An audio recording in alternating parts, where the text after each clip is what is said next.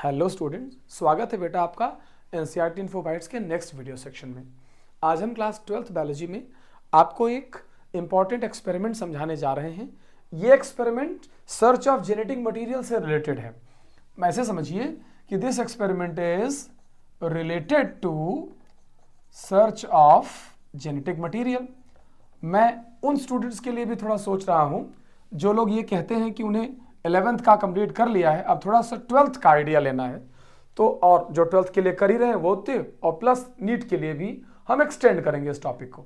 तो जानते रहिए कि related to search of genetic material, जब हमें ये नहीं पता था कि डीएनए ही जेनेटिक मटेरियल है, तब इस एक्सपेरिमेंट पर बातचीत शुरू हुई।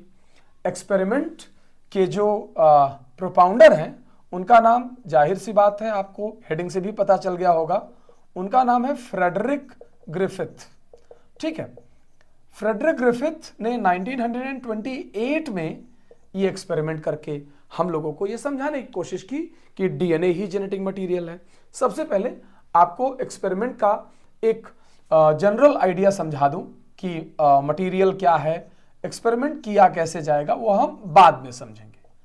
जानते रहिए कि एक्सपेरिमेंटल मटेरियल के तौर पर हमने एक बैक्टीरिया को, ग्रिफिथ ने हमने देखा कि एक बैक्टीरिया को चूज किया जिसका नाम है डिप्लोकोकस न्यूमोनाई। पुराना नाम इस बैक्टीरिया का यही है, डिप्लोकोकस न्यूमोनाई। लेकिन अब जब आप नई किताबों में देखेंगे तो इसी बैक्टीरिया का नाम स्ट्रेप्टोकोकस न्यूमोनाई रखा हुआ है। So let me tell you कि स्ट्रेप्टोकोकस के लिए भी तैयार रहिए एनटीए में क्वेश्चन के तौर पर, और डिप्लोकोकस के लिए तो तैयार रहिए ही रहिए। आगे समझिए बेटा, ये जो बैक्टीरिया है, जैसा कि नाम से पता चल रहा है, ये न्यूमोनिया कॉजिंग बैक्टीरिया है। ठीक है, ये डिजीज कॉज करता है न्यूमोनिया, तो मैंने यहां बोल दिया कि ये न्यूमोनिया कॉजिंग बैक्टीरिया है। और इस बैक्टीरिया के दो स्ट्रेन हमारे पास अवेलेबल हैं। मैंने यहां लिखा आपके लिए हैव 2 स्ट्रेन्स। इन बातों को जरा ध्यान से समझिए। कुछ स्टूडेंट्स मेरे से स्ट्रेन्स पूछ सकते हैं, जैसे हायर ऑर्गेनिज्म में स्पीसीज का कॉन्सेप्ट है, ऐसे ही बैक्टीरिया में इन्हें हम स्ट्रेन्स कहते हैं। तो इनकी जो 2 स्ट्रेन्स हैं बेटा, एक को उसमें से कहते हैं एस स्ट्रेन और दूसरे को कहते हैं आर स्ट्रेन। दोनों टर्म जरा ध्यान से देखिए, आर स्ट्रेन और एस स्ट्रेन। आप लोगों की समझ को थोड़ा और अच्छे से स्ट्रेंथन करने के लिए मैंने एस का सरफेस स्मूथ ड्रॉ किया और आर का रफ ड्रॉ किया है। यहां एस और आर से मेरा मतलब स्मूथ और रफ से ही है, इस बात को बहुत अच्छे से जानते रहिए। ये स्मूथ है और ये रफ है, उसी से इनका नाम एस और आर स्ट्रेन पड़ा है।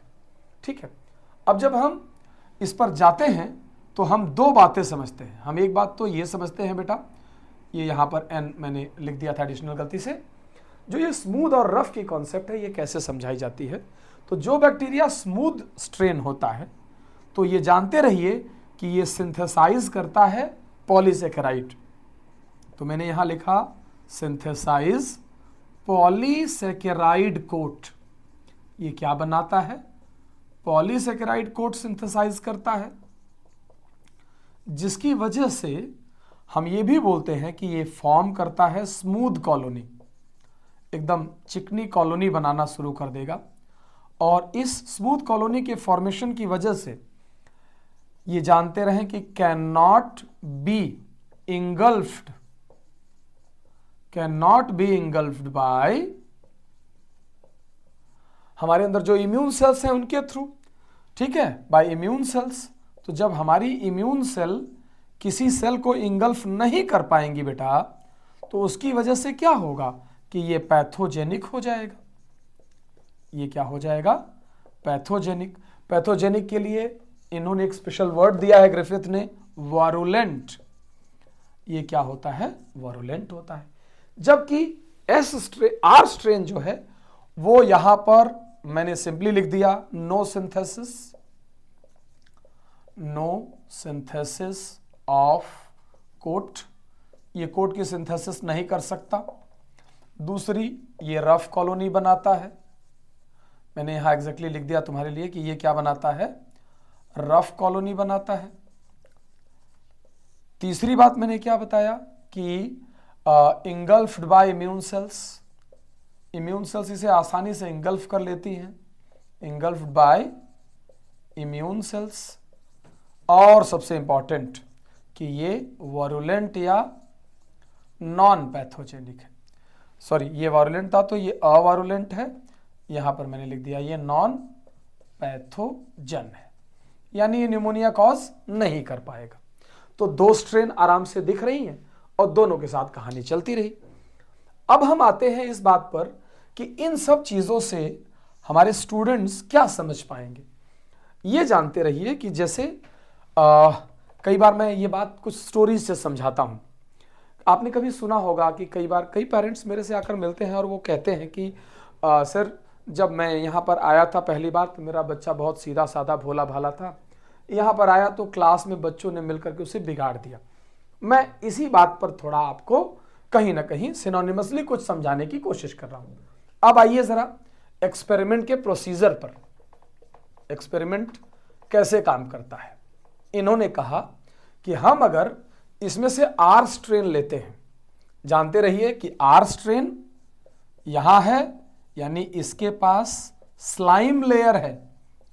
Biological classification second chapter Monera याद कीजिए, इसके पास क्या है, स्लाइम लेयर है। थोड़ा बहुत सेल वाले चैप्टर में भी दिया हुआ है। और इनके पास कैप्सूल है।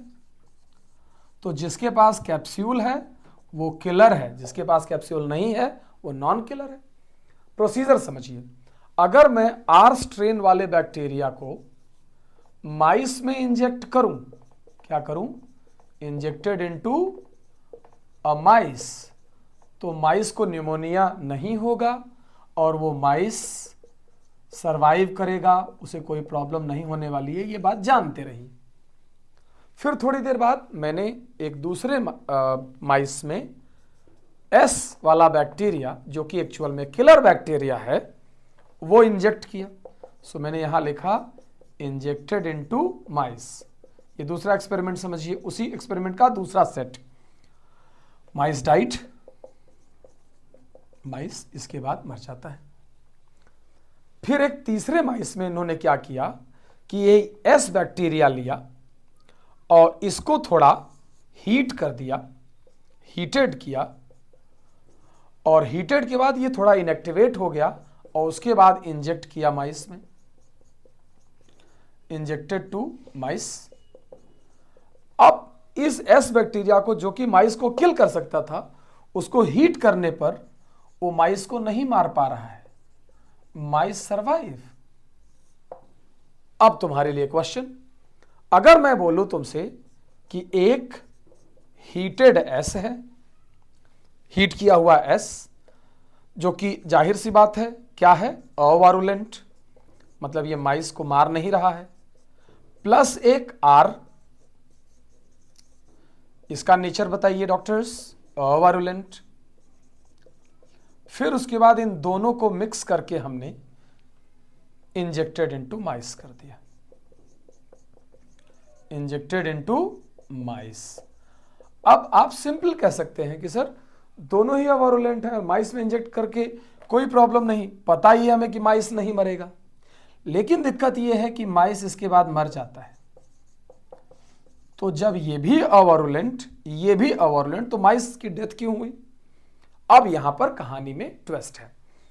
यही बात फ्रेडरिक ग्रिफिथ समझाते रहे कि हीटेड एस के पास से आर के अंदर कुछ मटेरियल जाता है।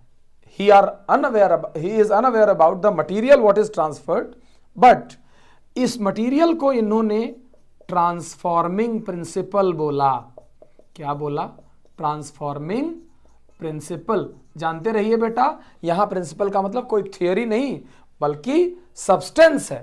तो जब हमने यहां ट्रांसफॉर्मिंग प्रिंसिपल की बात की तो हमने सिंपली बोला कि यहां पर कुछ ऐसा मटेरियल है जो एक प्लेस से दूसरे प्लेस जाता है और इस मटेरियल की वजह से आर टर्न इनटू किलर, यानी ये जो आर था यहां पर, इसकी कॉलोनी स्मूथ हो गई जस्ट बिकॉज कि इसके पास अब S का डीएनए भी है। तो S के डीएनए ने R को कैप्सुलेटेड बना दिया और ये कैप्सुलेटेड R जो कि पहले नॉन किलर था वो अब किलर हो गया।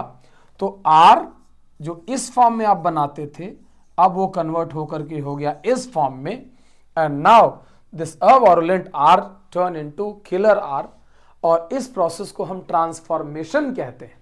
क्या कहते हैं? ट्रांसफॉर्मेशन। इसी वजह से डॉक्टर्स ग्रिफिथ के एक्सपेरिमेंट को हम ट्रांसफॉर्मेशन एक्सपेरिमेंट भी कहते हैं।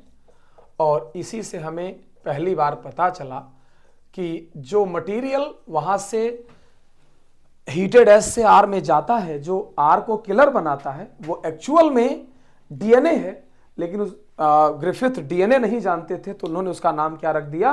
Transforming principle. ये मटेरियल है जो यहां से यहां ट्रांसफर होता है और वो उसके किलिंग को स्पॉन्सर करता है। तो माइस की डेथ यहां इस वजह से हुई क्योंकि ये आर बैक्टीरिया, इवन एक लाइन एनसीईआरटी में स्पेशल लिखी हुई है कि इस डेड माइस से live S bacteria with smooth coat, live S bacteria extracted और ऑब्टेन्ड।